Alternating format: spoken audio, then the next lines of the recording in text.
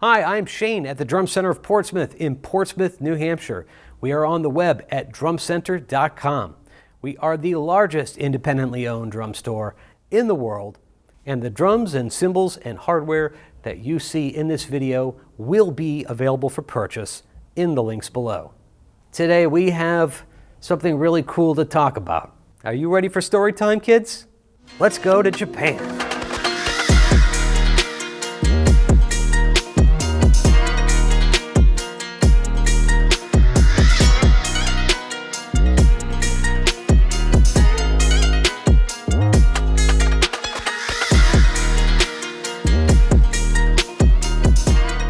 Well, I just returned from my very first trip to the beautiful country of Japan, where I visited the Tama drums factory. I have had the luxury of visiting most of the major drum factories over the years, and I haven't had the ability to visit the Tama factory, so this was a really big deal for me. There were other dealers on this trip, and we all had to meet in the Tokyo airport, and at that point, we got on the bullet train and made our way from Tokyo to Nagoya. The bullet train is a pretty crazy experience. It goes between 200 and 300 miles an hour and you wouldn't even know it. And just like that, within an hour and a half or so, we were in the lovely city of Nagoya.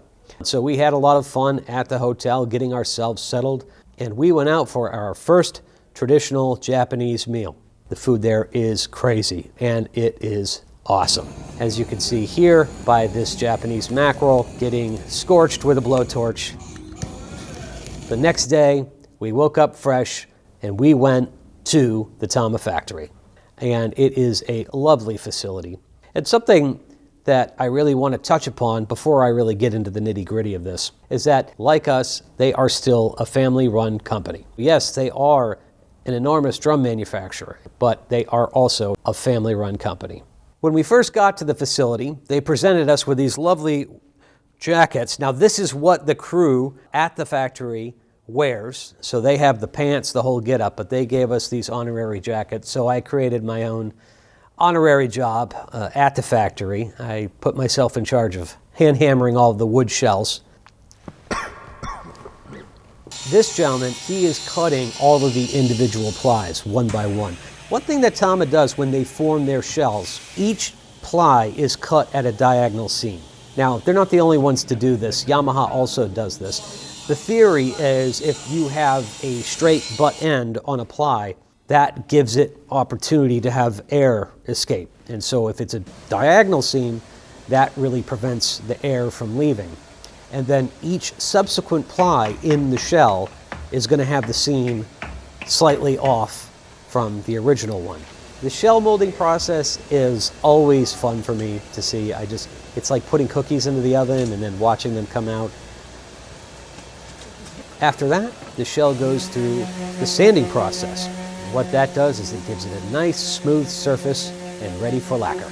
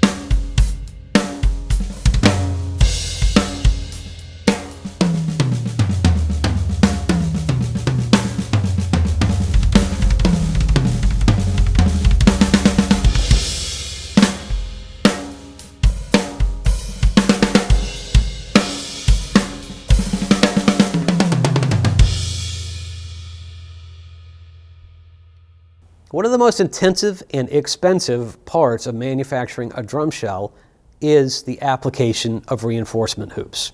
Now, reinforcement hoops was something that was put in drum shells many years ago because the shells were made of thicker plies and less plies. So the reinforcement hoop allowed the drum to stay in round for a longer period of time. As the technology progressed and the companies started adapting thinner plies, they were able to make a drum shell with more plies and therefore just more stable, and it eliminated the need for reinforcement hoops, which is great. However, there is a sound characteristic, and some people really just love the way drums sound with reinforcement hoops. So Tama put them in. They call them sound focus rings, which is what they are. They are focusing the sound, but they are also reinforcing the integrity of the shell, whether they need to be there or not. And so in order to get these in and have the measurements be absolutely perfect and stay in place, it's not easy. And as you can see, this guy knows exactly what he's doing.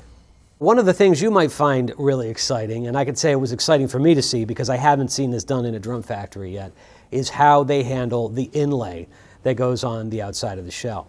So as you can see, it goes on a machine where they carve out a little bit there in the center of the outer ply just to create enough room for them to put in that inlay. Now, that requires some real accuracy, and where the inlay meets, that's where they put the air vent of the drum shell.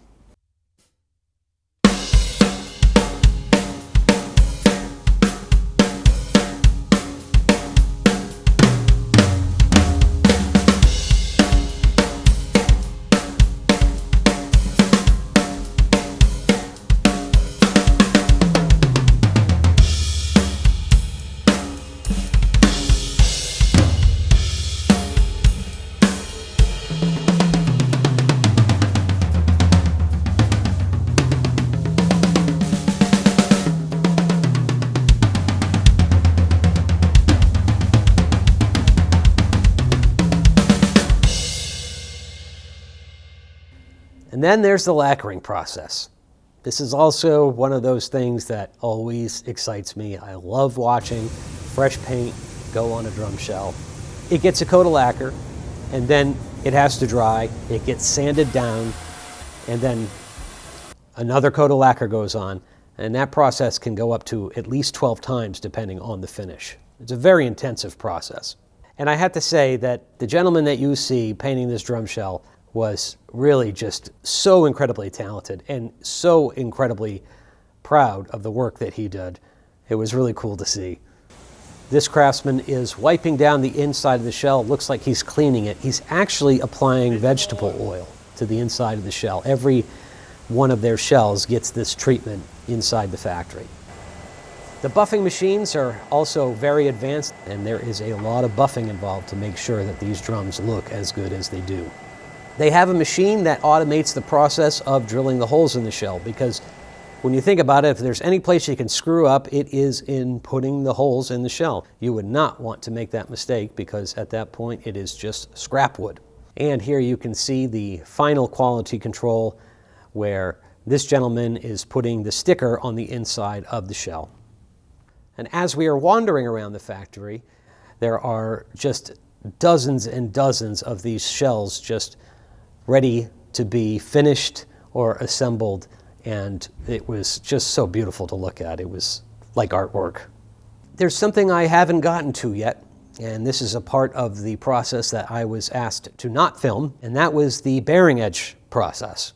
The bearing edge is arguably the most important part of a drum sound in relation to the drum shell. A drum shell, wood wants to be straight, and then when it goes into a mold and it gets glued together, it still wants to go out. Tama believes that the drum is not going to be perfectly in round. Typically, what a drum manufacturer will constitute as in round is within 1/16 of an inch. And so this machine makes sure before it's cut that the absolute perfect part of the shell is going to be cut. At first, I thought this was complete overkill. I thought it was unnecessary. Because I'm ignorant, and that's what I do. I make snap judgments without actually thinking about it. But when I really reflect on it, Every Star drum I've ever played has always sounded phenomenal, and a lot of that is because the bearing edge is cut in the right place. And the machine, I could only imagine what it cost to design, develop, and manufacture this machine to ensure that the bearing edges are absolutely perfect. I just can't put it into words. It was really incredible. I don't blame them for not letting me film it.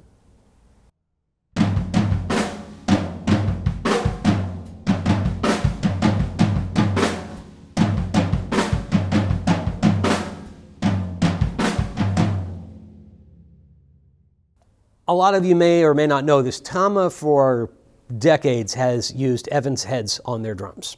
But the Star drums, they come with Remo heads. It's just that they found that on the Star drums that the Remos gave the optimal sound. And specifically, it was the coated ambassadors and a coated Power Stroke 3 on the bass drum.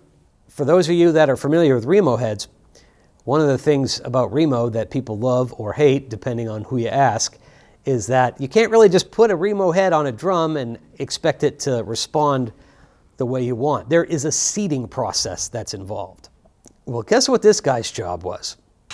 He didn't just throw the heads on the drum. He actually properly seats each head and tunes each drum.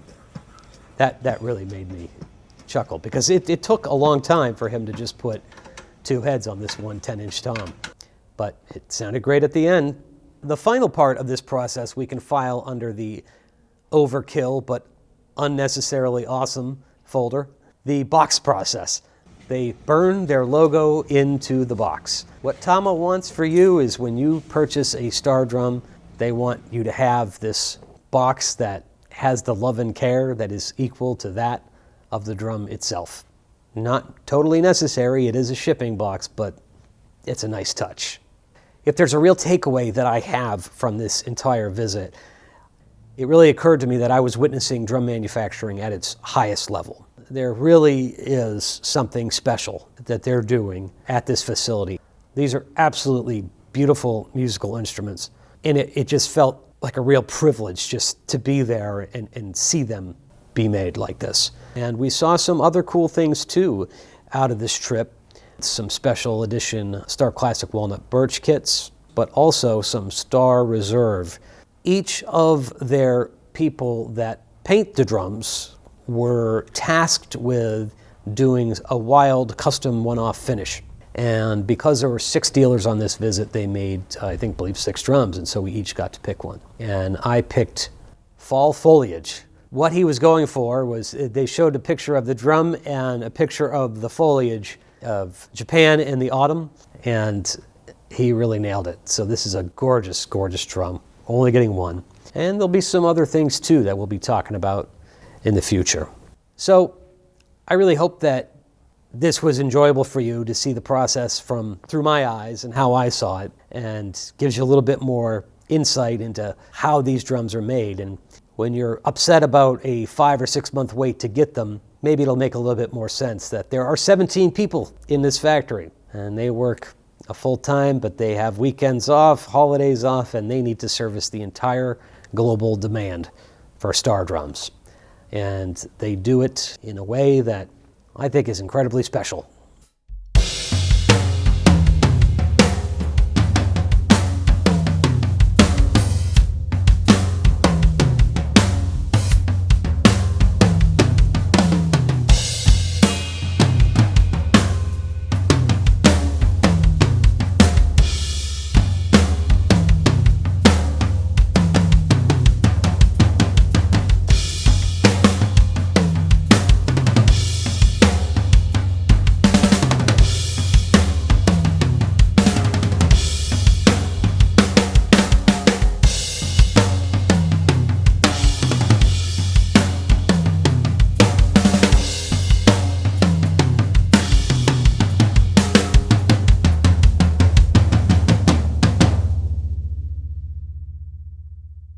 There were 6 other dealers on this trip. There was 1 other independently owned drum store, and so just say hello to Reg at Dale's Drum Shop. Allow me to jump on my soapbox for a second here and say, the purpose of what we do here on our YouTube channel, I wanted to create the mom and pop drum shop experience and bring it to the internet. Obviously, we hope that you become a customer and support our company by buying drums.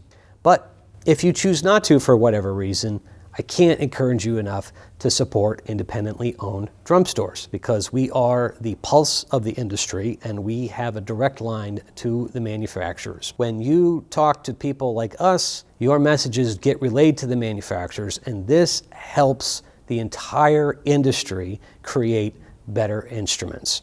It's not about driving costs down and quality down, it's about a healthier industry. So we thank you for the support that you've given us, and we hope that that continues. But if it doesn't, we hope it goes to an independently owned drum shop.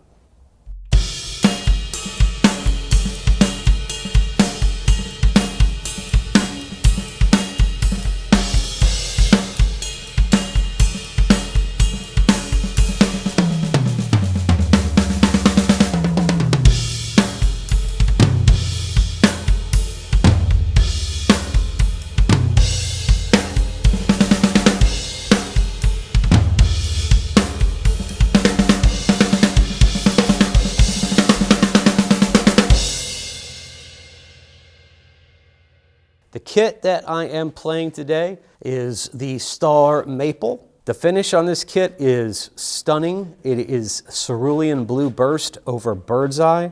So we have some really intense figuring on the outside veneer. 22x16 kick with a 10-8 tom, 12-9 tom, and 14-14, 16-16 floor toms. The snare drum is a 14x6.5 Star Reserve.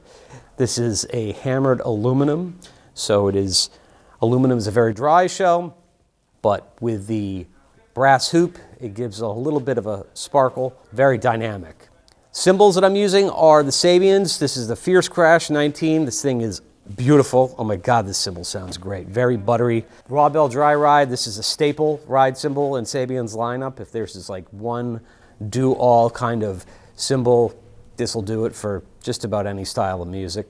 And the crash I've got over here is the Complex Thin 20, which works very nicely with the Fierce.